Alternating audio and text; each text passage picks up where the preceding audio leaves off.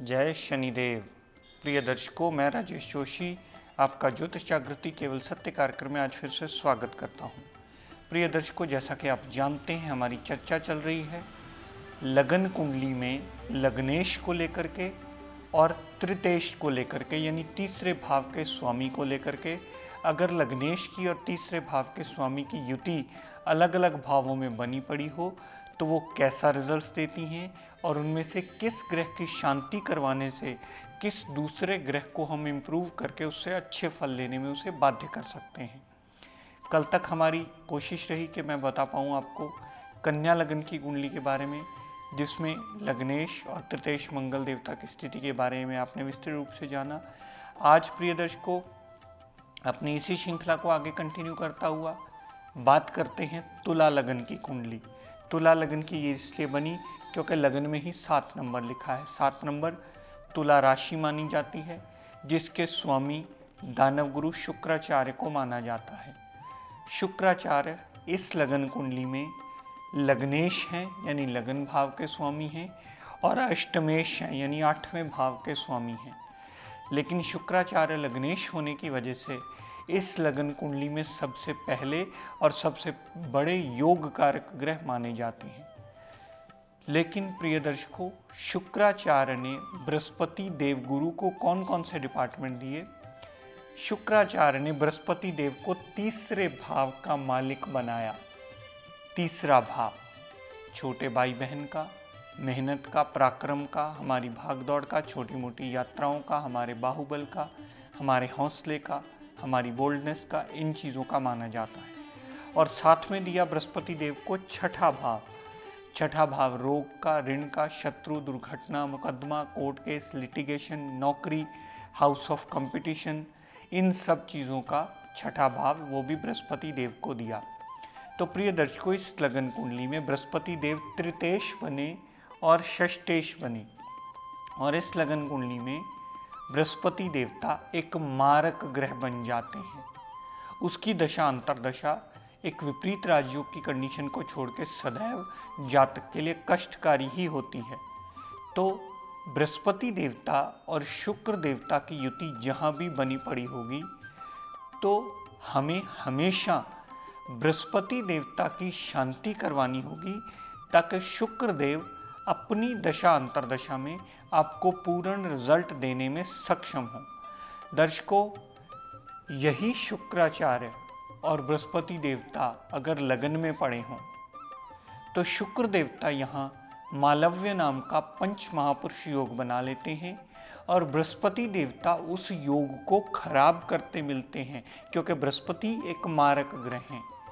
इस वजह से इस लगन कुंडली में अगर लगन में बृहस्पति देव और शुक्र देवता की युति बनी हो किसी भी जातक की कुंडली में, तो कृपया इस बात को ध्यान दें कि सदैव आप बृहस्पति देवता के दान पुण्य कीजिए, बृहस्पति देवता का पाठ पूजन कीजिए, बृहस्पति देवता का सिमरन, व्रत, आरती, हवन, यज्ञ भी कर सकते हैं, ताकि बृहस्पति देवता का पाप प्रभाव कम हो और शुक्राचार्य का अच्छा प्रभाव आपकी बॉडी में इम्प्रूव होकर के आपको पॉजिटिव रिजल्ट देने में बाध्य हो। तो बृहस्पति देव मारक हैं, इसलिए उन्हें शांत करना है, और शुक्राचार्य योग कारक ग्रह हैं, इसलिए उन्हें बढ़ाना है। उसका रत्न भी धारण कर सकते हैं ताकि आपकी पॉजिटिविटी में और बढ़ोतरी हो पाए। शुक्राचार्य की दशा अंतरदशा जब भी चलेगी, आपको हर चीज़ से संपन्न करने में वो सहायक होगी। माता, गाड़ी, भूमि, वाहन, जिन भी भोगयोग वस्तुआं वो दुनिया में कारक माना जाता है शुक्र देवता, उनमें बढ़ोतरी होने का योग बनता है। लेकिन बृहस्पति देवता की जब भी दशा अंतरदशा चलेगी, हेल्थ में प्रॉब्लम, फजूल की भागदौड़, संतान से कष्ट, पार्टनरशिप में प्रॉब्लम, पिता से प्रॉब्लम, ऐसी सारी प्रॉब्लम्स बृहस्पति देवता अपनी दशा अंतर्दशा में देते मिलेंगे और शुक्र देव यहाँ पूर्णतः पॉजिटिव रिजल्ट ही जातक को देते मिलेंगे। दर्शकों, यही युति अगर दूसरे भाव में पड़ी हो, शुक्र और बृहस्पति किसी भी जातक का अगर दूसरे भाव में पड़ा हो, और एक बात सदैव याद रखिए प्रिय दर्शकों, अगर मैं किसी एपिसोड में बताना भूल जाऊं तो आप कृपया इस बात पर ध्यान दीजिएगा कि अगर ग्रह अच्छा पड़ा है और उसमें डिग्री वाइज बलाबल नहीं है तो भी वो रिजल्ट देने में सक्षम नहीं होता है। ग्रह का डिग्री वाइज उतना बलाबल होना अति आवश्यक है, तभी वो रिजल्ट देने में सक्षम होता है। हम बहुत सारी कुंडलियाँ देखते हैं, ग्रह कहीं 2 डिग्री का पड़ा है, कहीं 5 डिग्री का पड़ा है, कहीं 28 डिग्री का पड़ा है, तो वो बहुत ज़्यादा रिजल्ट एक्सपेक्ट करते हैं, लेकिन रिजल्ट उन्हें प्लैनेट की पोजीशन के हिसाब से तो मिलते ही हैं, लेकिन उसकी काबिलियत के हिसाब से यानी कैपेबिलिटी ऑफ द प्लैनेट के हिसाब से भी मिलते हैं, जो देखना हम अक्सर भूल जाते हैं। अगर आप कैपेबिलिटी ऑफ द प्लैनेट देखेंगे तभी आप सही सटीक कैलकुलेशन पे पहुंच जाएंगे, तब आप प्रेडिक्शन में गलती नहीं करेंगे। तो यहाँ दूसरे भाव में शुक्र देवता और बृहस्पति देव पड़े हों। शुक्र देव आपको पूर्ण दूसरे भाव संबंधी लाभ देते मिलेंगे, परिवार साथ देगा, धन का आगमन होगा, वाणी बहुत मीठी होगी जातक की।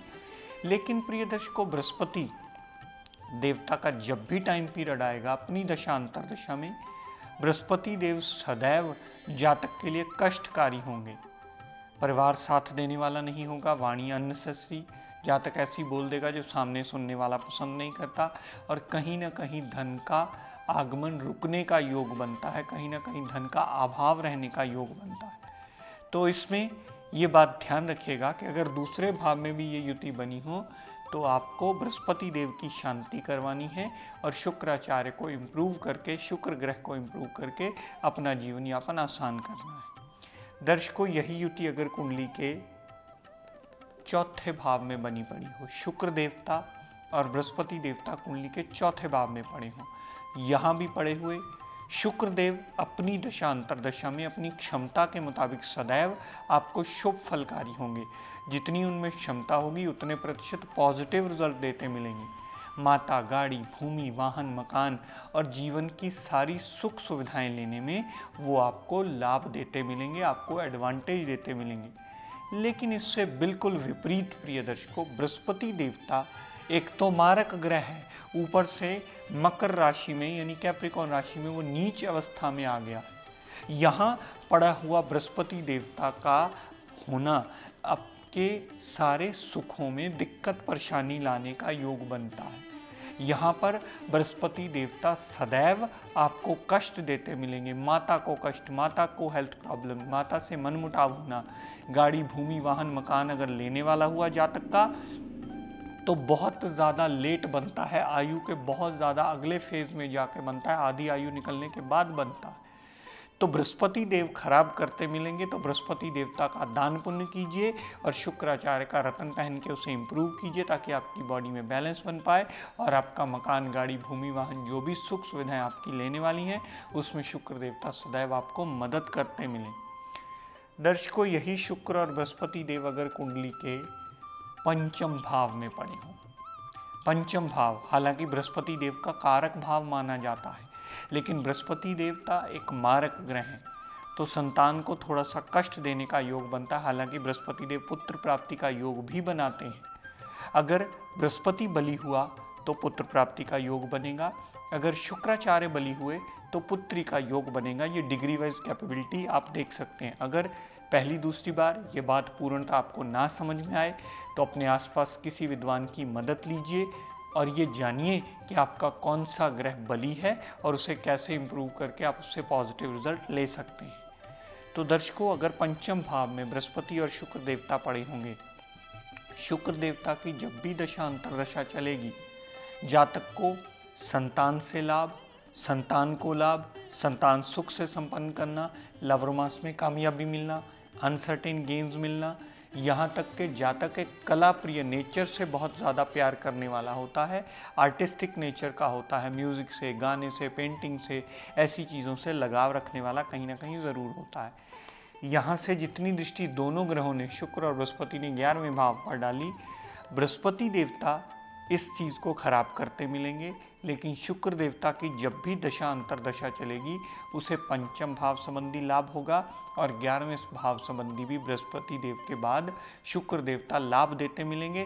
जिस चीज़ को बृहस्पति देव खराब करेंगे मारक ग्रह होने की वजह से, उसी चीज़ को बृहस्पति देव अपनी दशा अंतरदशा में खराब करेंगे तो शुक्र देवता अपनी दशा अंतरदशा में उसे ठीक ज़रूर कर देंगे, क्योंकि बृहस्पति एक मारक ग्रह हैं और शुक्राचार्य एक कारक ग्रह बनते हैं, यानी योग कारक ग्रह बनते हैं। दर्शकों, यही युति अगर शुक्र देवता और बृहस्पति देवता की कुंडली के सप्तम भाव में बनी पड़ी हो, यहाँ पर बृहस्पति देवता की जब भी दशा अंतरदशा चलेगी आपको पार्टनरशिप में प्रॉब्लम, डेली वेजेस में प्रॉब्लम, दाम्पत्य सुख में भी कलह क्लेश मचने का योग बनता है और पत्नी तक को हेल्थ प्रॉब्लम्स आने का योग बनता है, फजूल की भाग दौड़ बढ़ने का योग बनता है। लेकिन दर्शकों, जब भी शुक्र देवता की दशा अंतरदशा चलेगी पार्टनरशिप में एडवांटेज, डेली वेजेस में एडवांटेज और डेली वेजेस के एडवांटेज के साथ साथ जातक के लिए दाम्पत्य सुख भी बहुत अच्छा होने का योग बनता है, क्योंकि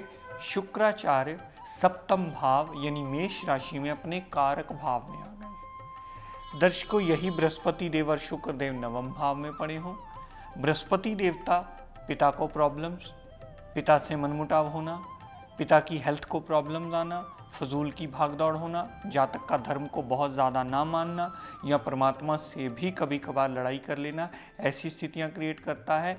और शुक्र देवता कुंडली के नवम भाव में आने से जब भी उनकी दशा अंतरदशा चलेगी, जितनी उनमें क्षमता होगी उतने प्रतिशत ही पॉजिटिव रिजल्ट शुक्रदेव देते मिलेंगे, यानी शुभता के रिजल्ट देते मिलेंगे।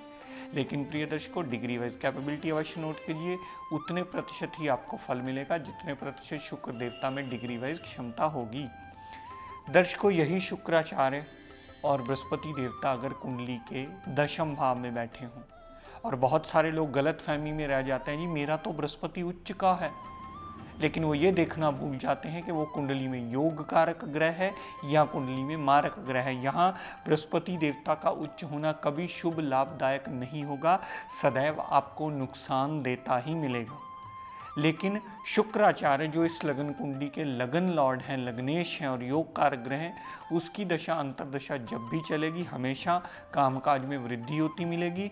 जिस चीज़ को बृहस्पति देव उच्च का होकर के नुकसान देते मिलेंगे, उस चीज़ का शुक्राचार्य सदा अपनी दशा अंतरदशा में एडवांटेज देते मिलेंगे, क्योंकि बृहस्पति एक मारक ग्रह है, शुक्राचार्य एक योग कारक ग्रह है।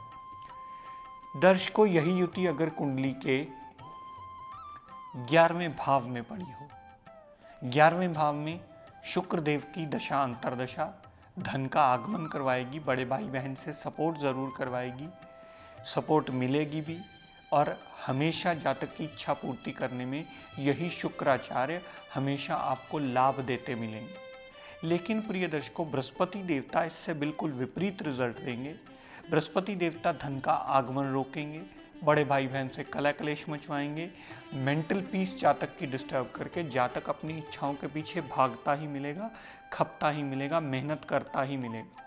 तो यहाँ बृहस्पति देव जिस चीज़ को 11वें भाव में खराब करेंगे, शुक्राचार्य 11वें भाव में बैठे हुए अपनी क्षमता के मुताबिक पूर्णतः अपनी दशा अंतरदशा में आपको पॉजिटिव रिजल्ट देते ही मिलेंगे। यहाँ से शुक्राचार्य ने जितनी दृष्टि पंचम भाव पर डाली, पंचम भाव पर डाली हुई दृष्टि पंचम भाव के भी सारे एडवांटेज के रिजल्ट जातक को अपनी दशा अंतरदशा में अवश्य देगी। एक बात प्रिय दर्शकों सदैव याद रखिएगा, मैं जितनी भी कुंडलियाँ डिस्कस करता हूँ, मैं केंद्र और त्रिकोण सारे भाव डिस्कस करता हूँ, लेकिन तीसरा, छठा, आठवां और 12वां मैं कभी इसकी डिस्कशन ज़्यादा नहीं करता, क्योंकि यहाँ पर गया हुआ योग कारक ग्रह भी कभी अपनी क्षमता के मुताबिक अच्छा रिजल्ट देने में सक्षम नहीं होता। ये बात सदा के लिए नोट कर लीजिए। तीसरे, छठे, 8वें, 12वें में बहुत रेयर विपरीत राज्यों की कुछ कंडीशंस आ जाएं तो वो ग्रह क्षमता के मुताबिक रिजल्ट देता है, अन्यथा ज़्यादातर इन भावों में यानी त्रिक स्थानों में ग्रह अशुभता के ही रिजल्ट देता है। तो प्रिय दर्शकों, आज अपनी वाणी को यही विराम देता हूँ। हम सब के लिए मंगल कामना करता हुआ शनिदेव से यह प्रार्थना करता हूँ कि हे शनिदेव हम सब पर अपनी कृपा दृष्टि दया दृष्टि सदैव बनाए रखें। जय शनिदेव।